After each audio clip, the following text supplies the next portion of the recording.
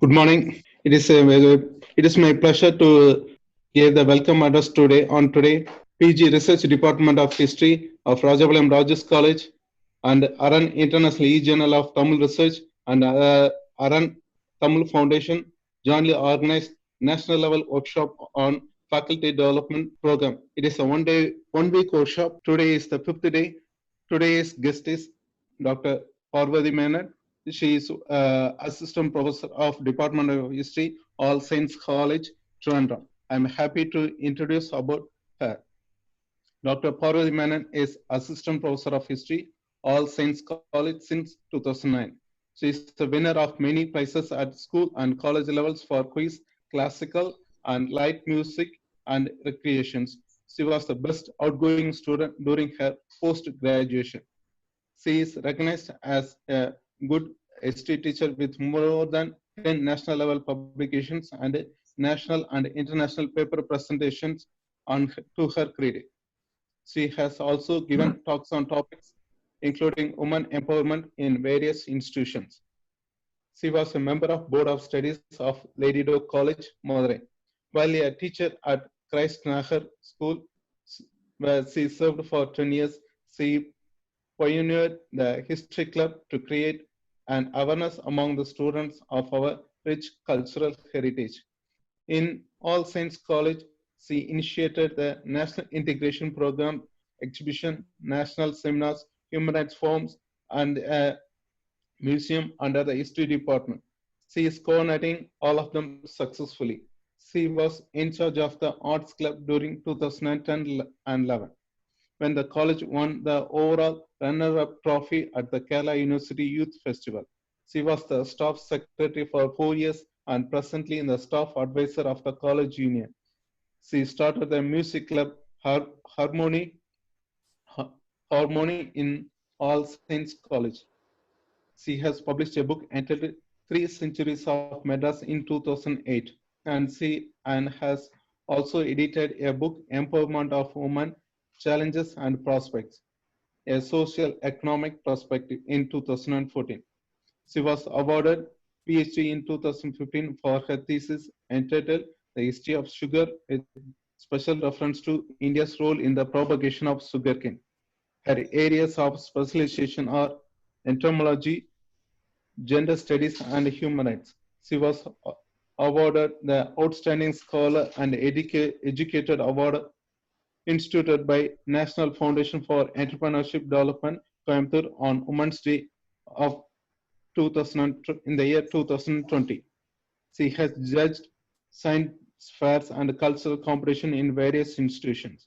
She has chaired sessions in seminars and was also the chief guest for functions in several institutions. She was also the chairperson for conducting the PhD Viva Voice in MG University, Kerala. A regular contribution of articles to various journals. She is keen music enthusiast, having studied Carnatic music for 15 years under the stalwarts of like Padma Bhushan P.S. Narayana Swami. She is also a graded artist in light music with All India Radio Trivandrum and has given musical performance in channels like Surya TV. She is a member of music clubs like Madhurima and Ragatragam, where she performed for the inmates of Satya Sai Orphanage, Cherish Home, etc. She hosts a music troupe M4M and has also shared the stage with playback singers like Srinivas, Vijay, Yesudas, and Sriram. Once again, I welcome all the faculty members from the various colleges, universities, and staff members and students from various institutions across the country for the 1 week national workshop. Thank you. Thank you so much for that vague introduction of mine. So at the very outset, let me express my heartfelt gratitude to Dr. B. Jagannath, who is the principal of Rajapalayam Raju's College, for having invited me to be a part of this online faculty development program on historical studies. I also express my thanks to Dr. Priya Krishnan, who is the founder of Aran Foundation, who's a who's also the organizing secretary of this program, I believe. And I would also like to thank Dr. V. Venkatraman, who is head of the Department of History of Rajapalayam Raju's College, and also a word of thanks to my friend Dr. B. Kandasamy, who is also one of the organizing secretaries. So let me begin by telling you about the topic which I've chosen for today's webinar. It is the virus rule, reflections from a pandemic society. So we all know that the virus is ruling now, and we are all slaves under the virus. And what are the reflections that I have made from this pandemic society? That is what I would like to. I would like to tell you first about the pandemic society, which is the matter of concern here.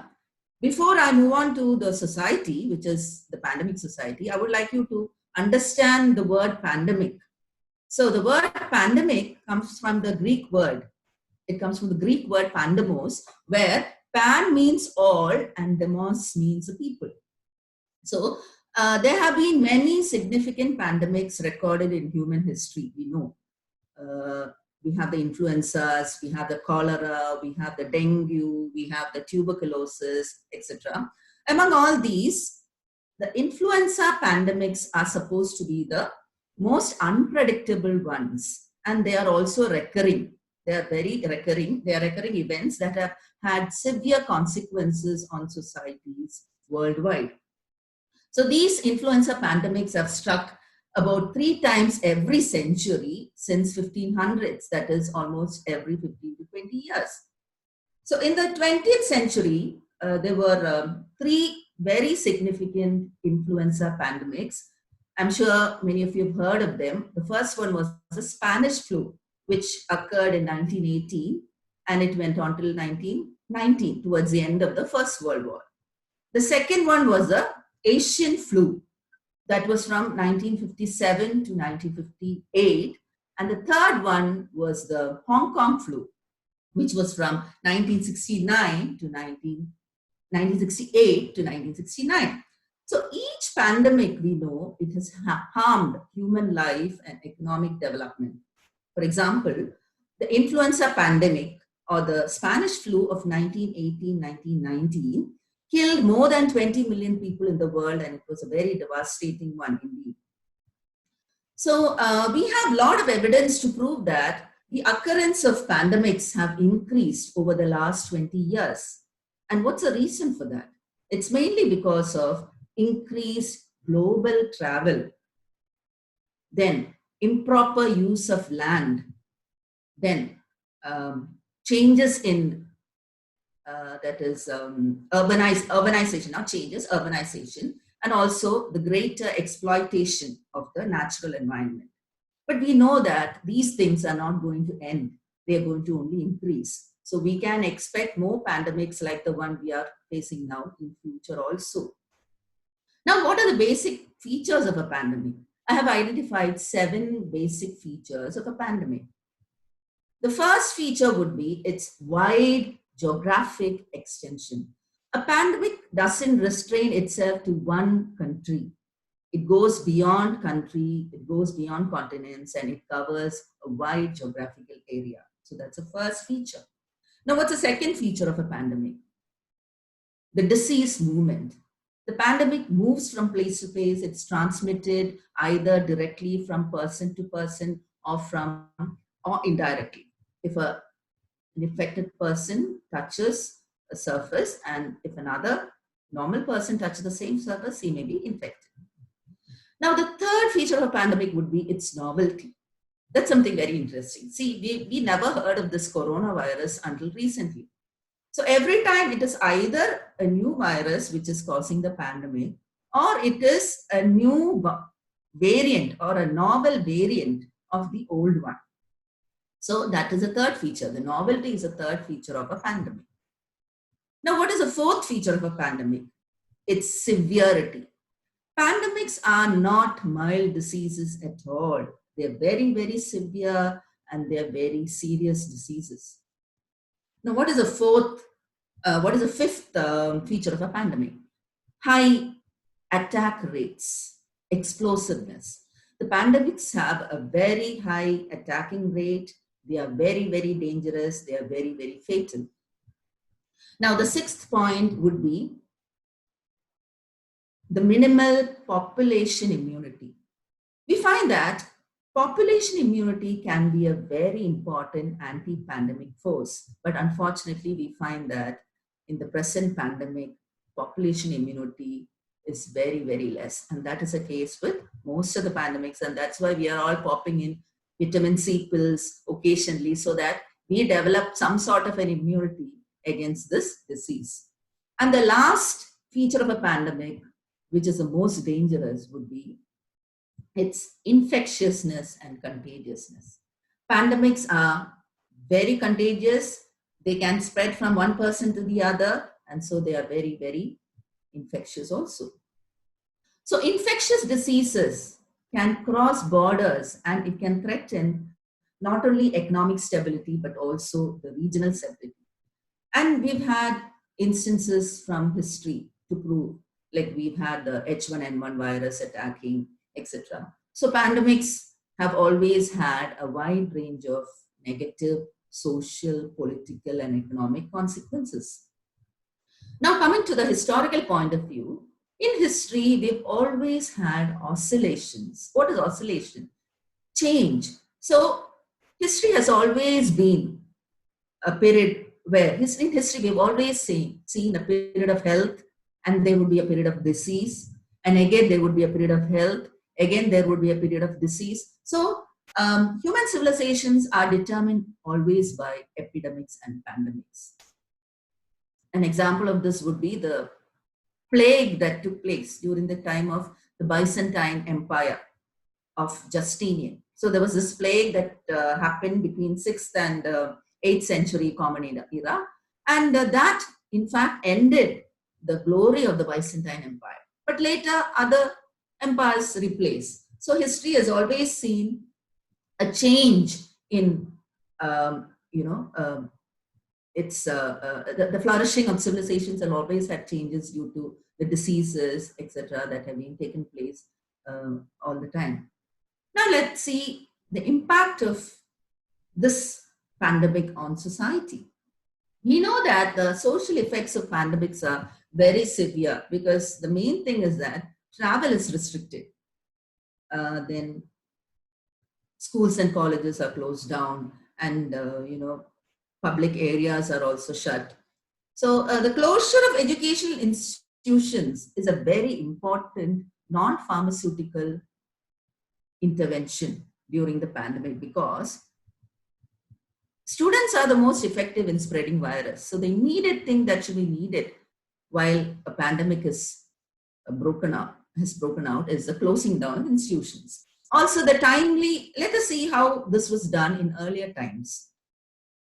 During the 1918 Spanish flu, the timely closing down of schools, institutions, and the cancellation of public meetings, gatherings, all led to reduced spread of the influenza pandemic or the Spanish flu of 1918.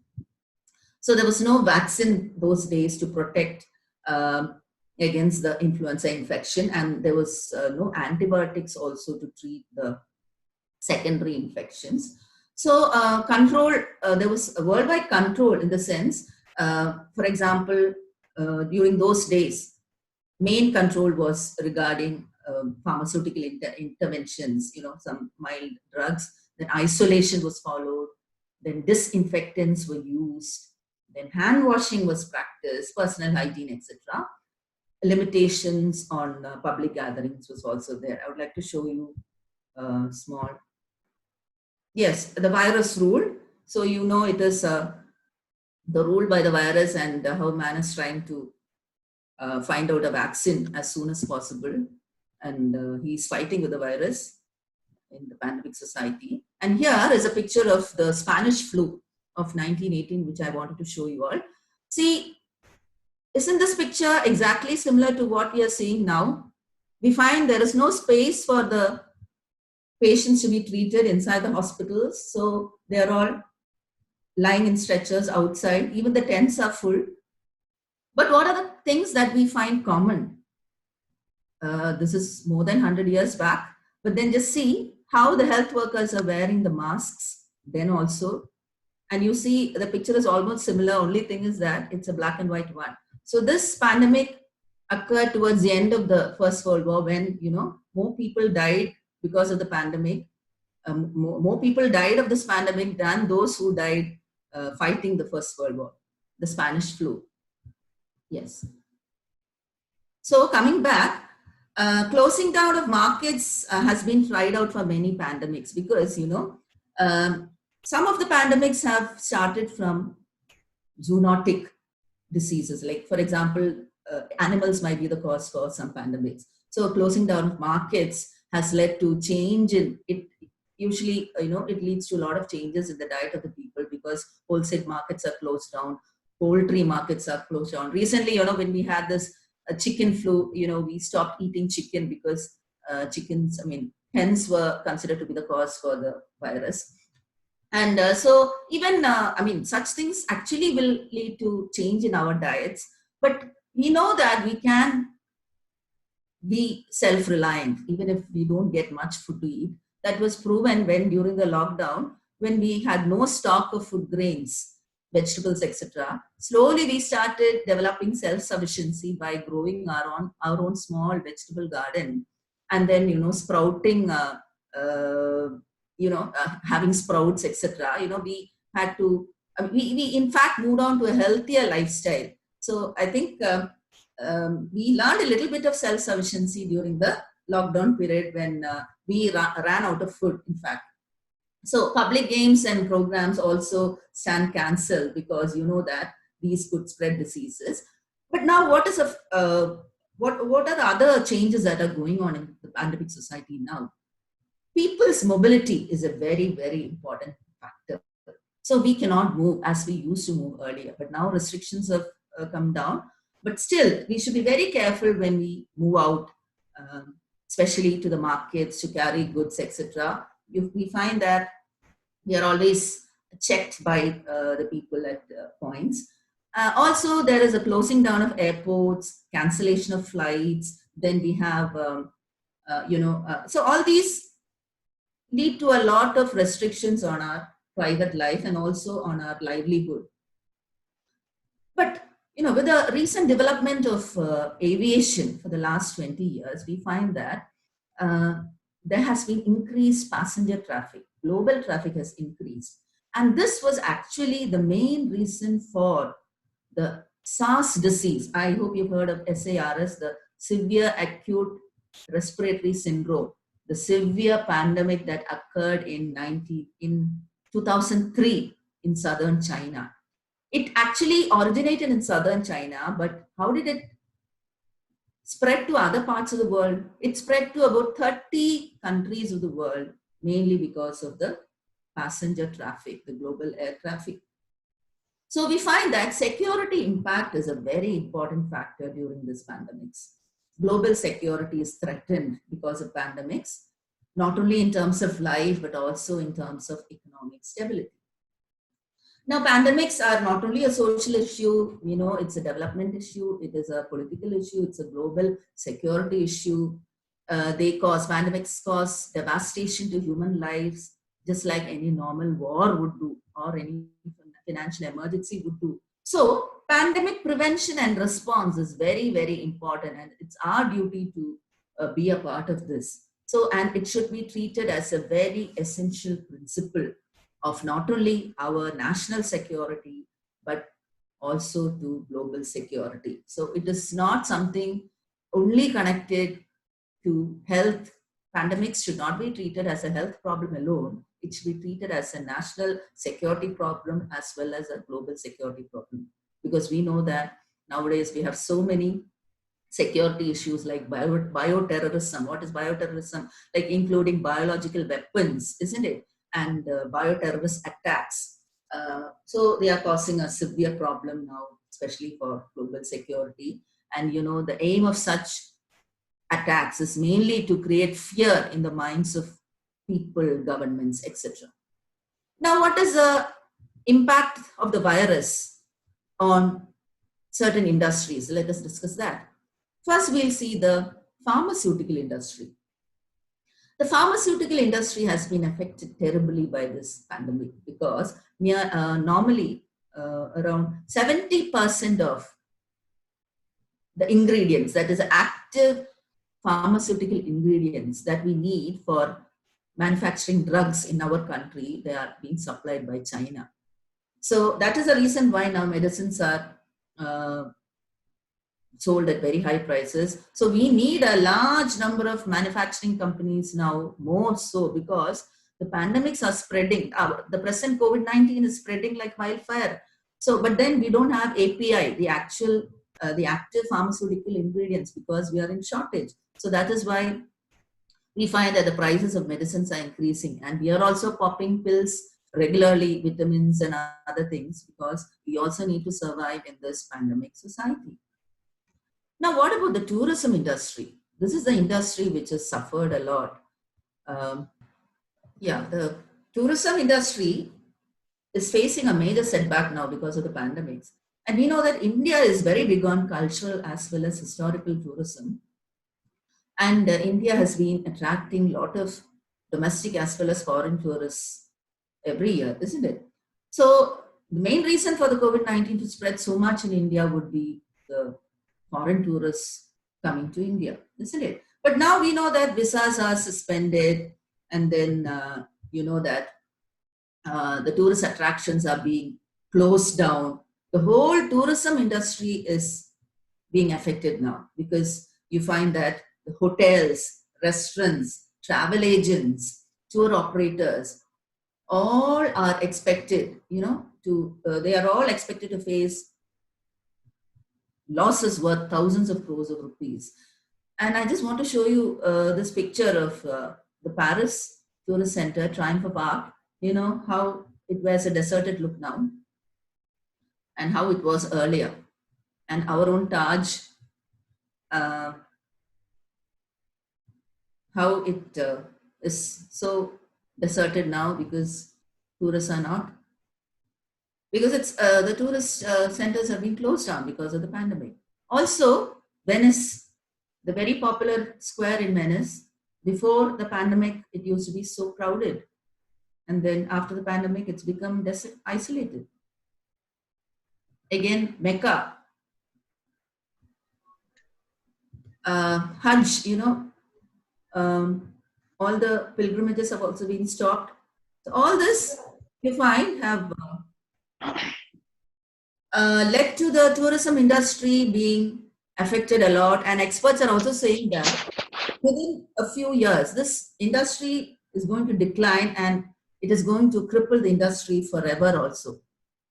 Even the aviation industry has been affected, because you know that most of the flights have been cancelled, international flights, the domestic flights. So the only flights that are operational now are the ones that are bringing Indians back to their hometowns, isn't it? And a very few domestic flights are being operational. So the aviation industry is also running at a very big loss. So the virus is ruling us. That is what we can say. But one thing I want to ask you, does the virus show any inequality regarding its attack on us? Actually, it doesn't show any inequality. But one thing we can say that individuals with low income are likely to get more affected due to this virus. Mainly it's because what happened is, like, because of the virus, I should tell you that the virus doesn't show any inequality, but when it comes to people belonging to the low income group, the virus definitely shows inequality, because the people belonging to the low income group, they are undernourished, they're not able to access health facilities like the people belonging to the high income groups. Plus, we know that the contract laborers, the migrant workers, they've all become unemployed. So in that case, we can say that the virus has shown a little bit of inequality regarding human beings. Now, what about the religious impact? I'm very happy to say that in the field of religion, this COVID-19 pandemic has done a very positive impact, because you find that, let me just start with how the cancellation of worships has taken place. We know that worships in temples, mosques, churches, all have been cancelled. The only worship that we can do is maybe through some live streaming sessions that are offered by churches, mosques, and temples. But what is a plus point here?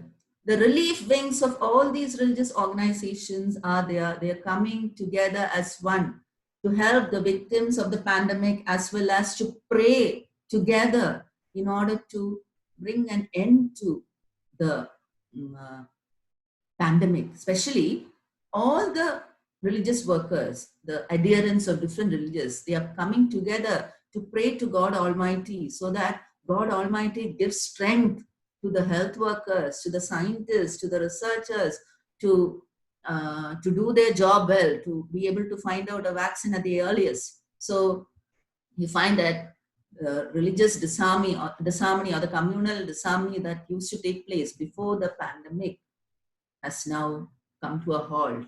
So in the field of religion, this pandemic has done wonders, I would say. Now, what about the psychological impact? This pandemic is definitely going to have a long-term psychological impact on all of us, isn't it? Because our livelihoods have all changed. Also, the WHO had announced that mental health issues are on the increase because of the pandemic.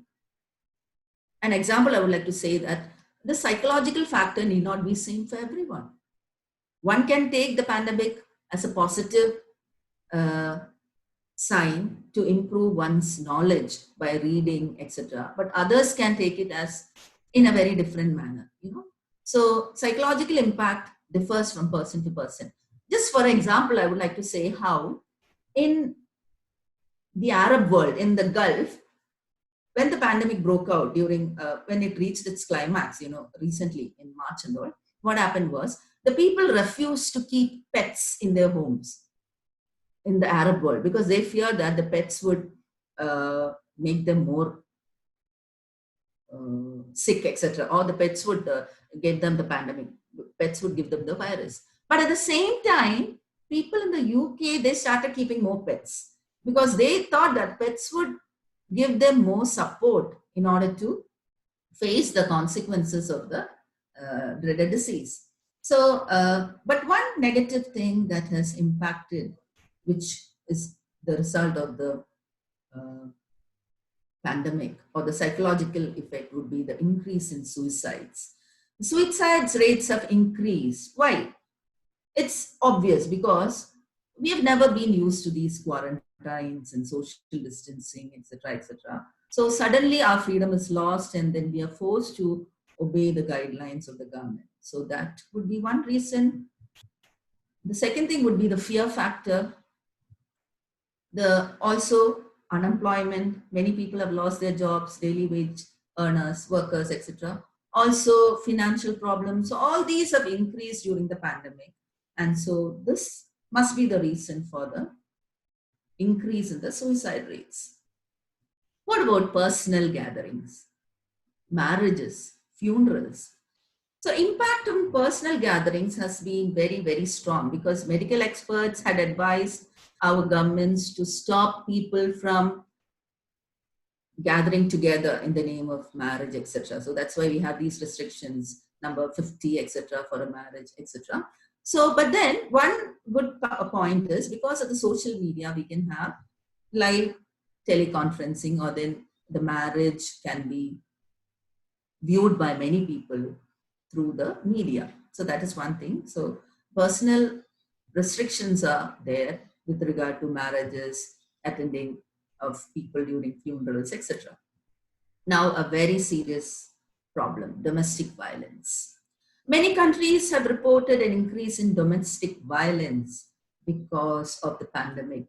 Because you find that earlier, during the quarantine and the lockdown period, you find that everybody stayed at home, and so the partner violence increased.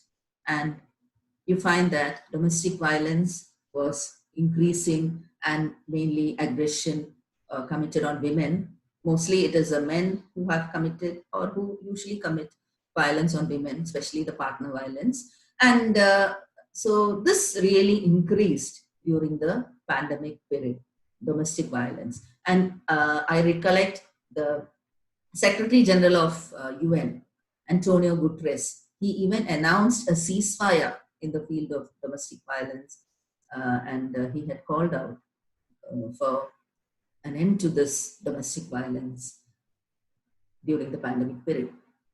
And what about the impact in the field of education?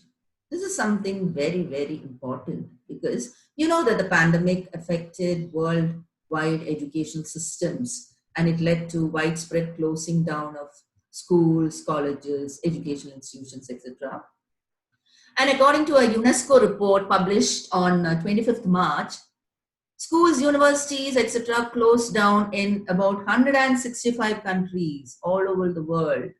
And you know that this affected majority of the students and 1.5 billion students worldwide. But now we have overcome that by introducing new methods of teaching, online methods. Even exams are being conducted. So let me tell you something. The negative effects of pandemics are very, very serious. Pandemics have affected millions of people. They are still infecting millions of people. They are causing widespread deaths. The death rate is increasing day by day. So it is a very serious threat to the population, to the economy, to the development, etc. So what we immediately need is a very efficient and a very effective emergency response. So such an effective and emergency response can reduce the effect of the pandemics, and it is the duty of each one of us as well as the governments to deal this problem effectively. So in the political scenario, we know that this pandemic has witnessed the rise of many regional leaders who have been able to communicate very well with the people. For example, you find that there was Mamata Banerjee in West Bengal, then Pinarayi Vijayan in Kerala, then Arvind Kejriwal in Delhi. So all of them, they were able to spring into action and communicate with the people every day, in fact. So this is mainly because health is now coming under the state list. So laws regarding health can be made by the state governments, and some of the states are doing an extremely good job in looking into this matter. Firstly, they are communicating with the people, they are making them understand, the leaders, the state chief ministers, they're making the people understand the importance of social distancing and also explaining in very simple language how to remain safe. Also, they are communicating constantly with the health workers, with the administration, with the hospital authorities, and also they are also trying to mobilize resources in a speedy manner. See, all of us in Kerala, we've got free kits supplied by our government. So they're not discriminating as such. So people are, such leaders are very important during such pandemics. Also, the state governments are doing a very, very important role in checking the actions of the police. Sometimes the police becomes violent, while they are implementing the measures of the government. So such atrocities, not atrocities, over actions of the police are also controlled by such governments. So in a rare spirit, we find that the state governments as well as the central government, they're working together. So only then such situation can be put under control. The state governments, they are controlling, they're coordinating with the central government and working together. So pandemics can cause severe, widespread mortality as well as morbidity, that means diseases. So it can cause economic damage to people. Then it can cause behavioral changes, in the sense fear-induced changes can come up. People's character might be affected. Also, negatively it can affect the people because they, when people fear approaching their workplaces, it would affect the economy of the place. So finally, we find that in countries where there are very weak institutions, we find that the pandemics can also cause a lot of political problems because the response measures of pandemics, we all know they are the quarantine, the social distancing, wearing masks, all that, isn't it? So that can create a lot of tension and it can spark violence in countries where there is political instability. So the COVID-19 pandemic has affected systems of many countries in various matters. You find that this has led to political instability in many countries, mainly where there is, where there is lack of good governments. And so the tension of the people and then the relationship between the government and the people also gets affected because in countries where there is less political stability. Now, I would like to divert your attention to a very positive field now. Now, we were mostly discussing the negative effects of the pandemic. Now, I would like to tell you something about the positive side of the pandemic. So, as we know, every coin has two sides. Let us see how the pandemic has positively affected us. So, I would like to. So, the pandemic has helped in building genuine relationships. It has encouraged localism. It has brought self-realization to all of us. It has helped us learn self-sufficiency. It has increased our community spirit. It has changed our lifestyles. It has created a new wave of tools for all of us. Then it has created a remote working. Then it has given a cleaner environment. It has rejuvenated wildlife. It has given that extra care for the poor, for the vulnerable, and we also have time to think. That is it. We have more time to think now. So, the pandemic has helped us in building healthy relationships. So, until the pandemic occurred, we know that we were all so busy running around after meetings, we never had time to spend with our family. But after the pandemic, when the lockdown was declared, we were able to spend more time. And this forced isolation gave us more time with our family. We realized how much we love our family. We got time to spend with the kids. We started playing board games with them. So like that, we started realizing how important relationships are. That's the first point. The second point is this pandemic has encouraged localism.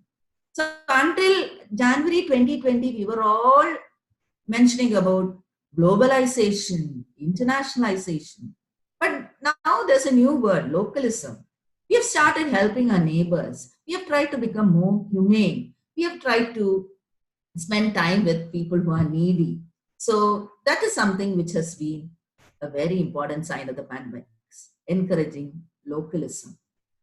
The third one is self-realization. We have realized that even if we are rich, we are poor, we are small or big, the pandemics considers us as the same, isn't it? The force of nature hasn't any bias. So we know that we should be self-sufficient. We know that we should stay safe. It's not that one or two people follow the rules and regulations of the government. All of us should follow the rules and regulations. Otherwise, the virus is going to spread. And also on a global level, that countries are depending on each other because they know that external aid is very important now. So we find that countries are helping, even enemy countries are helping the others. So we only hope that this will continue in future also, isn't it? So I can also realize now that my family is important, the society is important now, and that has really brought some self-realization, and I've also started becoming self-sufficient. So what's the next positive impact of the pandemic? The increased community spirit. We are now together because we are facing this crisis on a global level. It's not just we, the people of Kerala, or we people of Tamil Nadu, or we Indians are facing this. So we are facing it on a global level. So communities are coming together. We are sharing our talents. So recently I was also a part of a Facebook Live music program where it was for a COVID relief fund. Fundraising programs are being organized very frequently on social media. So this is actually helping the community as well as helping ourselves, because when we do such things, when we sing for the community, we are also forgetting the stress that we are going on during this pandemic. The fifth one is the change of the lifestyle that we are uh, now having.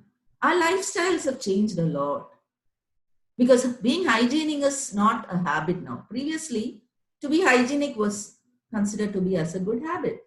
But now, if we need to survive, we need to be hygienic. We need to be healthy. We need to be fit.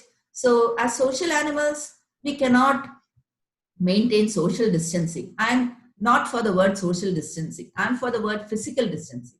We cannot socially distant from our fellow human beings because we are all social animals. We cannot live in isolation.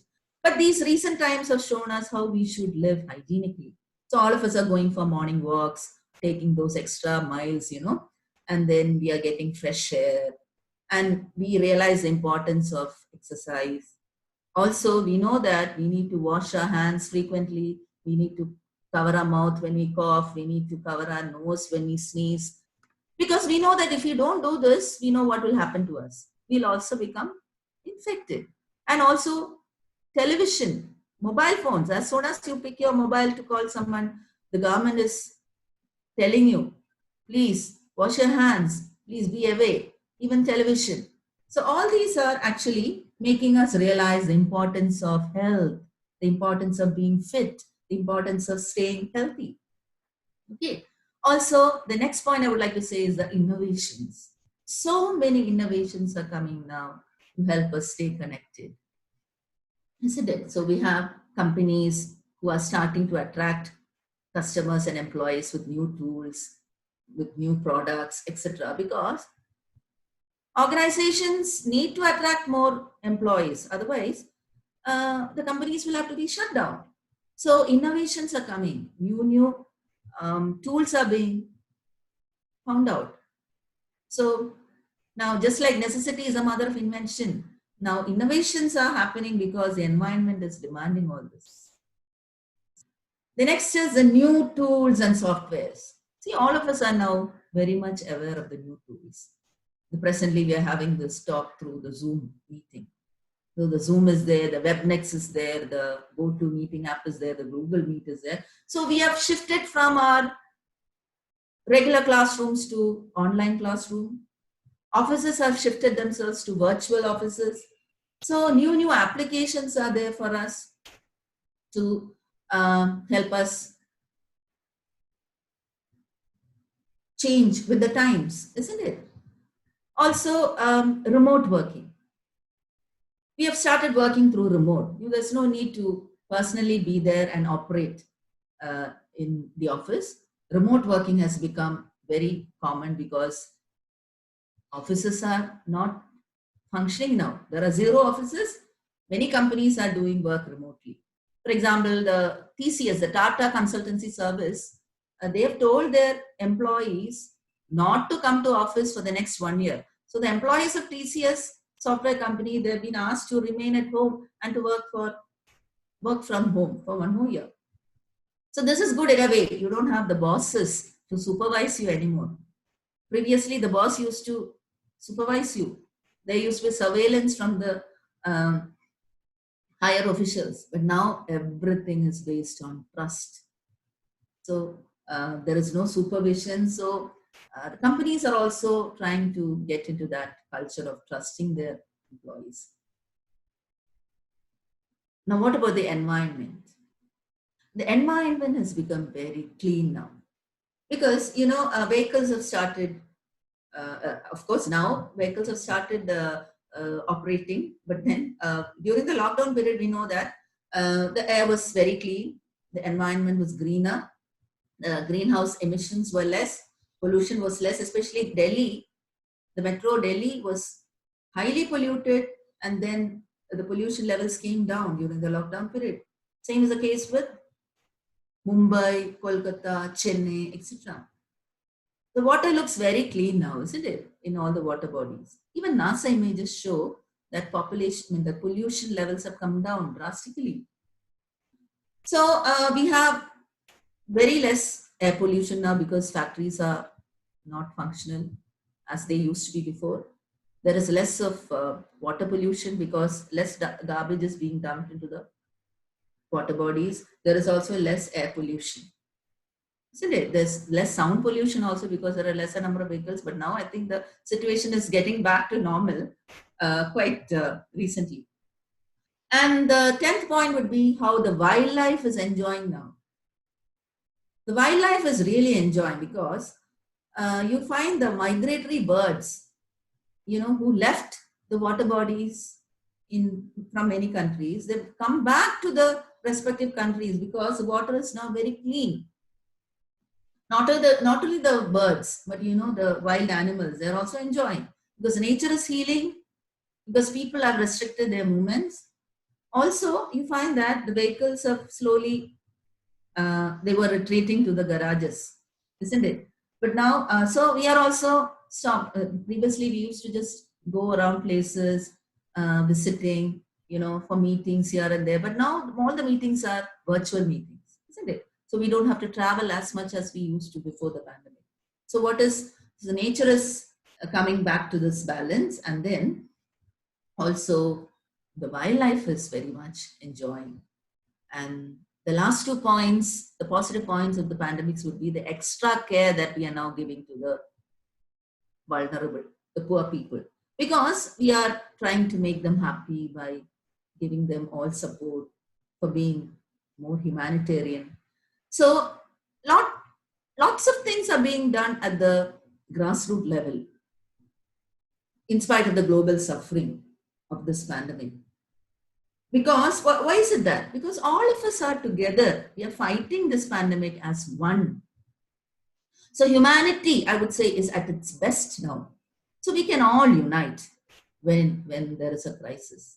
But let's only hope that this collectiveness or this, the spirit of unity remains with us even after the vaccine is invented. We shouldn't forget our humanitarian efforts, which we did or which we are doing during this pandemic period. And the last positive effect, which I would like to tell, is that we all have the time to think. Previously, didn't we have time to think?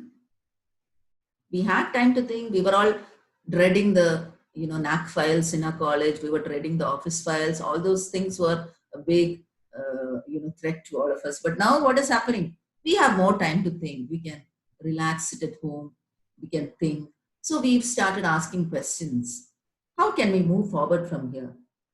Is our previous lifestyle sustainable, or how can we arrange our time to live a life at its best in future also? So these questions are actually the beginning of something great that will prove to be the spark which will make human beings move forward to a very, very new type of future. What is that future based on? It should be based on relationships. We should give importance to relationships, as well as we should give importance to community. So this pandemic will pass soon, maybe within a year a vaccine will be invented. So, but then we can always try to focus on the positive impact of the pandemic, just the points which I just gave you, and that will make us all survive this pandemic.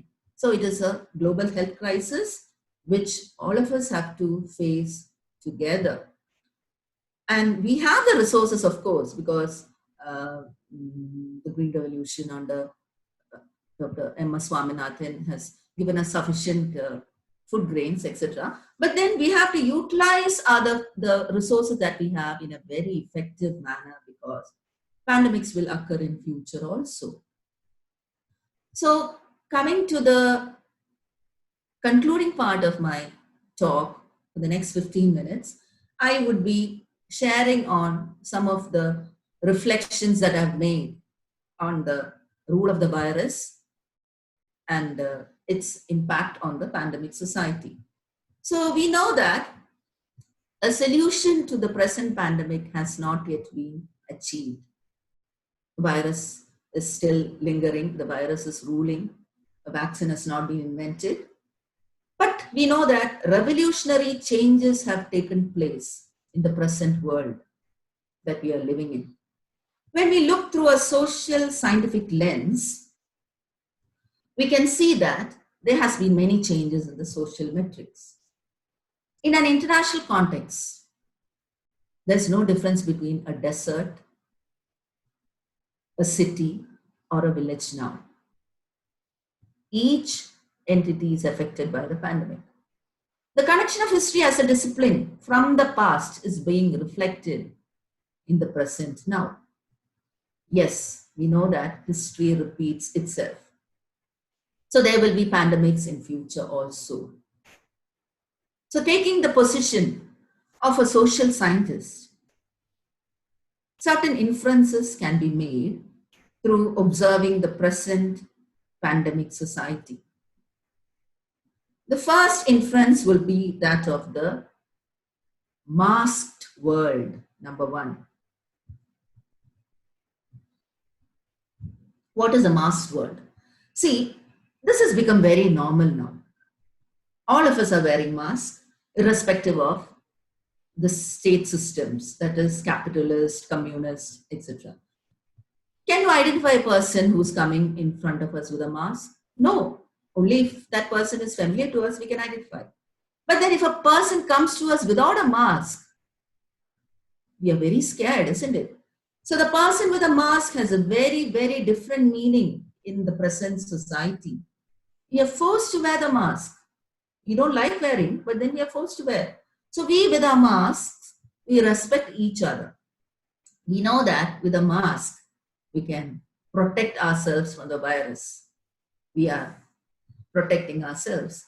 So there are different kinds of masks available in the market, and our cultural identity has been adapted into the making of the mask. What are the different kinds of masks that we have? We have the disposable ones, the surgical ones, which surgeons wear, which is supposed to be the most effective one. Then we have the cloth masks, which can be washed and reused. Then we have designer masks, which are being sold at very high prices, which are offered by boutiques and all. Then recently I came across a WhatsApp video where a town in Kerala is producing masks. In the sense, you go to the studio, it's a studio where you go there and within 10 minutes, a photo of yours is taken, especially this portion, and then your nose and your mouth area are imprinted on the mask. And exactly the mask will showcase your own face. So that is a studio mask. So masks have become a cultural artifact now. So once it was used to separate people and malign people. And previously, before the pandemic, if a person wearing a mask comes to us, we are all very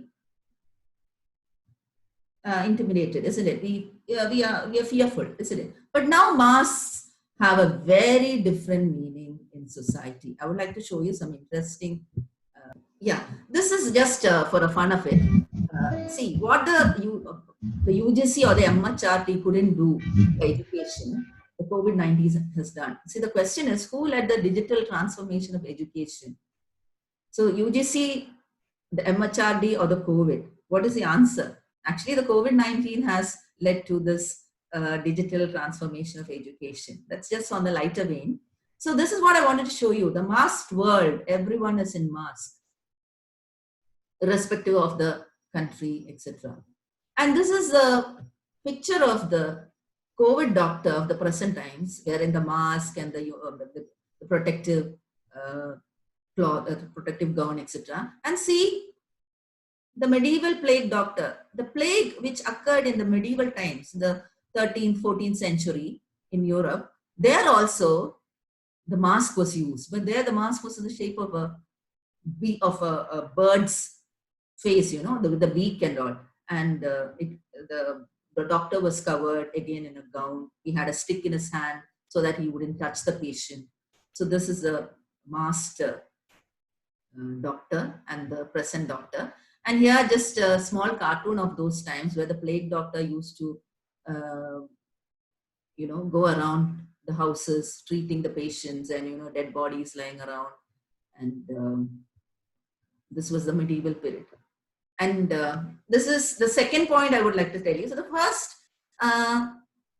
reflection of the society is the masked world, which I already told you. The second point I would like to tell you is about social distancing. I don't have to explain to you, you know what social distancing is. So see the picture of the market where people are keeping social distancing, and another cartoon where the dog is saying that the master is keeping social distancing. And what is social distancing? Actually, I prefer to use the word physical distancing because you know that we cannot be without contacting with the society, isn't it? So, but we need to keep the physical, the distance from people because of the fear of the pandemic. But earlier, you know that we had lot of festivals. That is during the pre-COVID period, there were celebrations, there were marriages. But now, you know, the virus is celebrating, the virus is ruling. The calendars used to decide everything previously, but now what is happening? The calendars have no meaning at all, isn't it? Do we look at the calendar nowadays? No, we hardly look at the calendar because we don't have any schedules now. Schedules have no meetings because we work from home. Timetables have also become irrelevant.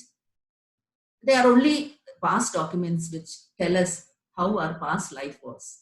So timetables also have no meaning at all. So another distancing I would like to tell you is about the distance in kilometers. What is that? Distance of a lesson. See, people are now walking miles and miles now. Who are those people walking? The poor highway citizens. What about teachers? What is the distancing that they are facing? They are also facing social distancing because we are now distanced from our students. The students cannot approach us now, isn't it? Online classes have become the fashion now. New medical systems have come, new medical approaches are being tried out. And then music and other forms have become very popular. That is one important thing that has happened. Many of my friends who never used to sing are now singing in online platforms because, you know, music is actually something which would, not only music, any art form will remove the fear factor in us. So that is one way. So social life has become a turntable now. It has really become opposite. Calendars don't have meaning, timetables have no meaning now. So the social distancing, the social metrics itself has become into a turntable. And the third one is a quarantine. So what is a quarantine now? So here I would just like to show you a small picture, nothing very important, but still the picture of the quarantine. Yes. Yes, you find the quarantine where, what is a quarantine actually? Human bodies are segregated, isn't it? We cannot, yes. So we are forced to be away from our family, etc. So this word has a very deep historical meaning. So this word used to be used in earlier times because earlier times, if somebody suffered a disease, he would be asked to remain away for about 30 days. So it was known as trend time then. Later it was increased to 40 days, then it became quarantine. But now for a convenience sake, we have reduced this 40 days to 14 days. And that's how the word quarantine still remains with us, isn't it? But then in quarantine, are we all happy? No, we are very, very frustrated because confinement is the worst thing that can happen to anyone. You put somebody in jail, even if it's a bird, you put it in a golden cage. Its freedom is restricted. So confinement is the worst thing that can happen to anybody. But there's one positive thing about confinement. Sometimes you find ideas come while you're in confinement. You find that many important works in history have been written during confinement. For example, Prince wrote his, not Prince, Machiavelli wrote his famous work, Prince, while he was in confinement. So there are so many examples. So confinement can be used for productive purposes also. So one fine morning, masks came to our lives. Hand sanitizers came to our lives. So a virus has influenced our life now. The virus is ruling now, isn't it? So the COVID-19 pandemic, because of the coronavirus, it has put a stop to our progress. I won't say it has put a stop to our progress, it has put a pause to our progress. That means it has paused human civilization, and this COVID-19 pandemic is one of the greatest events of the 21st century. But it has made a new orientation. It has created a new revolution. It has created a new metrics. But what will happen? What will happen once the vaccine is found out? The crisis is gone. So will we go back to our old selfish ways? Yeah, it's yet to be seen, isn't it? But one thing I would say, now there is an intense consciousness. What is that consciousness? It's a consciousness. It is a collective emotion. What is that emotion? Fear, F-E-A-R. The medieval world was unified over the cultural evolution of fear. But during those days, it was a bacteria. But now the bacteria has given way to the virus. Now it is a coronavirus. There is no class distinction. Everybody is under this evolution of fear. Fear is there in every mind, whether we will contract the disease. Not only that fear, the fear of online classes. Teachers are in fear. Will we be able to do the class properly with the students? So that fear is there. Then the revalidation of the state. The state has been revalidated. What do you mean by that?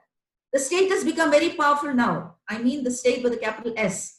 The control, the government has become very powerful. There is police surveillance. There is a reinforced nature of the state coming up. There is enforced discipline. Fundamental rights of people are affected. Are we bothered even if our fundamental rights are affected? No. We know that this is being done for our own good. Devices are being used to detect people with infection. The health workers are given a lot of importance. They are glorified. Public health system is also appreciated. Health workers are heroes now. All the governments are following the same mechanism. Only such things coming together can control the pandemics. So the pandemics has taught it that more than globalization and internationalization, we need global integration. That is what the pandemics has taught us. We can now see the interdependency of human civilization. We are all, global citizens now. There is a lot of medical collaboration. We also have the highway citizens, isn't it? I recently mentioned that is. People used to have long marches, especially in Chinese Revolution, we had the long march. Here, who are the people walking thousands of kilometers? The poor migrant laborers, they want to get back to their homes. They're walking and suffering. What about the field of media? Film field has changed. Films are being released online, but can everyone access? No. Only those who have the technology can access those films. Can everyone access online classes? No. Only students who have the facility can access. Restrictions, so many restrictions, marriages, etc. So we need to realize that all these restrictions are being imposed by the government, mainly because the pandemic has to be controlled. But should we wait for the government to tell us? We can also have a realization, isn't it? So we need to realize that it is our own overambitious nature that has led to this pandemic. So coming to the conclusion, I would like to conclude with a few inferences that I've made, with a few points which I would like to share on the screen. So some of my concluding inferences. The present COVID-19 pandemic is the greatest pause in the 21st century. It is not a stop. It's not a full stop as such. It is just a pause. It is a historical pause. It's not the beginning nor the end. There is confinement everywhere, in spite of all the advancements. We have so many advancements in the field of technology, but then there is confinement too. The poorer sections are exposed, the vulnerability is exposed. But here we find the dichotomy, isn't it? That is, we find that people don't have a square meal to eat. Mainly because of the pandemic, many have become jobless. But what are we doing? We are trying out new recipes in our kitchen, laboratory. The kitchen has become a laboratory. We are trying out new recipes. But what about the poor people who are suffering without even a square meal a day? Fourth point, humans are not the issue. But what's the issue? The rationality. What do you mean by that? Some people say that it's a human beings who should be responsible for this pandemic.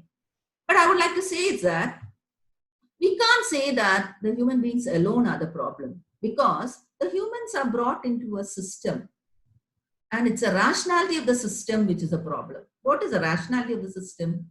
The new scientific developments, the new technical advancements, then the capitalist systems, all these are the problems which are making the humans become the victims, isn't it? So humans are only a link in this chain. So it is actually they are subjected. The human beings unknowingly are subjected to this rationality of the system. This next point is the obsession with technology. I don't have to tell you, we are all obsessed with new technology now, new online tools, methods of teaching, not only teaching, new online, new technological tools. We are obsessed, isn't it? And the last is the futuristic leanings of society. What is the futuristic leanings of society? We are always concerned about today as well as tomorrow, isn't it? Today is there, of course, but then we all have the fear of tomorrow. What will happen tomorrow? Will there be problems in the environment? Will we run out of fuel? Will we have enough water to survive? So the futuristic leanings of society will always be there. We are, of course, fearful of the present situation. Plus, the society is also having futuristic leanings. So with these 7 or 6 points, I would like to say that the pandemic, the COVID-19 pandemic has definitely impacted our lives, and it is actually a good pause. It is a good break for all of us to think what we were and to realize what we should be in future too. So with that, I end my talk. If I have questions, I can take. Yes. Hello, anybody ask questions? Please raise your hand. If I check the chat and answer the questions. Yes, madam. Yes, madam. One person is. Yes. During COVID-19, government closed the meat stalls to control the coronavirus in India as well as Tamil Nadu. According to my point of view, why they are not closing the TASMAC? What is full form of TASMAC? Oh, okay. There is a liquor shop in Tamil Nadu. Okay, by comparing these two shops, corona will spread more in liquor stores. So why the government is not coming forward to close a liquor store in India as well as in Tamil Nadu? Okay, that's a very interesting question. If the liquor shops are closed, how will the government get money to survive? So the financial part, the financial thing has to be taken care of, isn't it? So liquor shop, I'm not in favor of opening liquor shops, but liquor, of course, is a very important aspect for the financial status of the government. It's not only, even in Kerala, the first thing that the Kerala government did, the Kerala government was appreciated worldwide for its pandemic response. I hope even the government, even you people in Tamil Nadu are aware of it. But then liquor shops were opened very soon. So one reason for opening the liquor shops in Kerala was that many people who did not get liquor were becoming very violent, in the sense due to the withdrawal symptoms, etc. And then so the government started a BevQ app so that people could could buy liquor from the new application. But then I think you asked my point of view. Personally, I'm against the opening of liquor shops, but I think the government gets a lot of income from the liquor shops. So that is, in a way, you can allow them to function. So any other question? News channels making pandemic not awareness among people. Yes. Any other question which I can answer regarding the social, political, or economic impact of the pandemics? The psychological impact of the pandemics can be actually dealt with through prayer, meditation, yoga, counseling, etc. Because a lot of violence, this domestic violence is on the increase because of the pandemics. And that can be lessened due to such things, meditation, etc. And even awareness, women's organizations should come forward. Women should be bold enough to report cases of marital abuse or abuse within the family, etc. And severe steps should be taken against the abusers. That I would like to say. Is there any other question? Okay, madam, we conclude. Okay, thank you so much. Okay. Thank you, madam. Yes. Thank you very much. It's a nice presentation and evaluately for a very nice. And you point out the ancient Byzantine Empire and isolation, Mecca to Medina. It is very, very, very valuable, madam. Very, very thank you, madam. We are enjoyable for this topic and very thank you, madam. And it is my privilege to ask the person for the vote of thanks. And it is a very nice program. And there is a first, I thank to Dr. Priya Krishnan to arrange this very nice event. And once again, I thank you all staff members and various college staff members and my colleagues and my department staff members. Okay, thank you to one and all. Thank you very much. Thank you so much. And tomorrow, thank you, madam. Thank you, madam. All the participants, once tomorrow, there's conducted the Dr. Ravi sir, is a chief guest, and his topic is Kongunattu Kalvattigal, ஒரு வரலாற்று பார்வை. So please be present and tomorrow 11 o'clock. Thank you, one and all. Thank you.